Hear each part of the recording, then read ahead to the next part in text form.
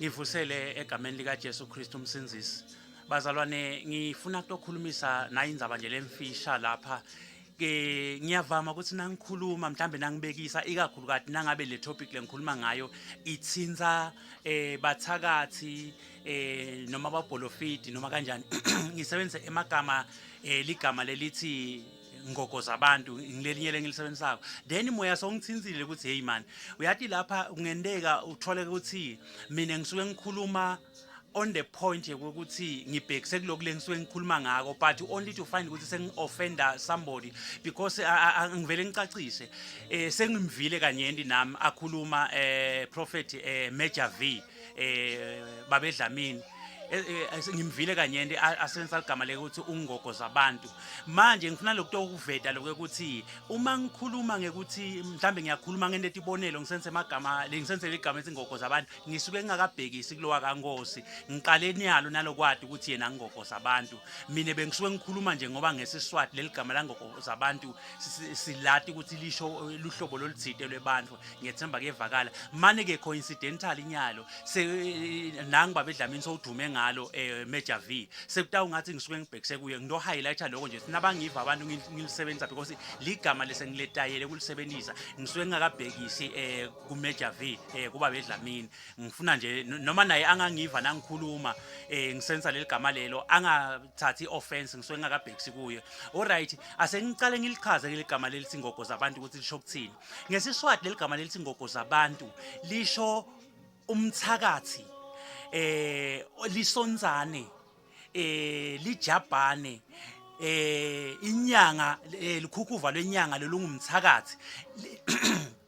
excuse leligama leli ngoko zabantu lisho any person igroup yebantu uhlobo loluthito lebantu lolidila ngekubulala kakhulukati lolidila njengoba ngishito ngathi sidlani logcekeza nje itolo ebe or yabambe inkunzi athathe leyo mali longasonze akasuye ngoko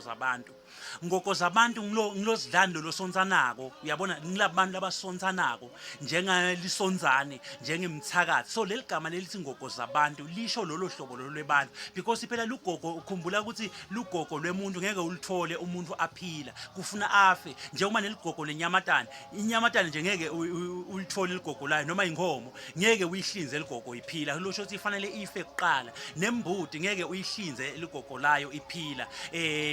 noma inyamatane yebo ke siyesive bathi kunalabanye kuthiwa bomfeni bayihlinza iyahleka mhlambe imfene ungayihlinza ibe iphila angadi ngoba bakhona bomfeni uyayihlinza iyahleka kepha masikhuluma ngemuntu umuntu ngeke umhlinze aphila so leligama leli ke lisho umuntu losonzanako mawukhuluma ngangoko zabantu nje usuke ukhuluma ngemuntu lobulalanako either ubulalana ngekusonzana ngekuthakatha any form of killing